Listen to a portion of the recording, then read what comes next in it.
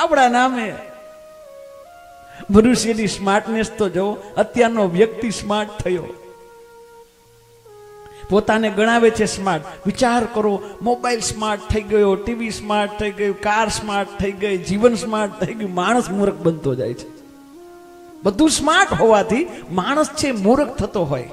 આપણે એમ લાગે કેમ એવું? આપણી સ્માર્ટનેસ બહુ નીચી છે.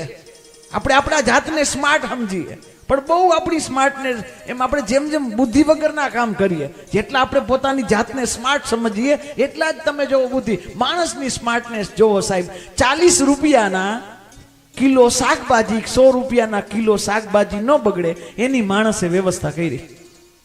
ફ્રીજ 100 રૂપિયાનું લીટર, 70 રૂપિયાનું દૂધ ન બગડે હિમાંશુભાઈ, એના માટે માણસે એક 40,000 રૂપિયાનું ફ્રીજ નિર્માણ કર્યું, એની વ્યવસ્થા કરી. આને વ્યક્તિ પોતે સ્માર્ટ સમજે છે કે મેં આ વ્યવસ્થા કરી કે આ ન બગડે, પણ ઈ સ્માર્ટનેસમાં બુદ્ધિ કે આ તો કદાચ દૂધ બગડે તો બીજું 70નું આવશે, 40 રૂપિયાના શાકભાજી, 100 રૂપિયાના શાકભાજી બગડી જાય તો બીજા લઈ શકી, પણ કરોડો રૂપિયાના પોતાના છોકરા ન બગડે ને એને કઈ વ્યવસ્થા જ નથી કરી માણસ કે પોતાના છોકરાઓ ન બગડે.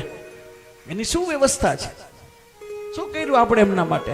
મારા વાલા, સંસ્કારનો વારસો આપતા ભૂલી ગયા છે, સંપત્તિના વારસામાં ગાંડા થયા છે.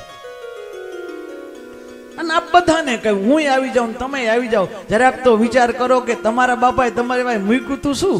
કાંઈ નહોતું, છતાંય આપણે અત્યારે લીલા લહેર કરી, આપણે આપણો રસ્તો કાઢ્યો, આપણે આપણો માર્ગ બનાવ્યો, તો આપણે આપણા છોકરા ઉપર કેમ વિશ્વાસ ન હોય? એ પોતાનો માર્ગ બનાવશે. એને છોડો, એને જંગલનો રાજા સિંહ બનાવો મારા વાલા, એને ઓલો સિંહ નો બનાવો પ્રાણી સંગ્રહાલય વાળો, રિંગ માસ્ટર વાળો.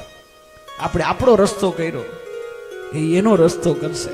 સંપત્તિ ઓછી આપજો તો ચાલશે, સંસ્કાર આપજો, કારણ કે સંપત્તિથી કોઈ સુખી થયું નથી, થવાનું પણ નથી. આ યાદ રાખજો. સંપત્તિ જરૂરી છે, એનો મતલબ ત્યાગ નહીં, પણ સંસ્કાર જોઈએ.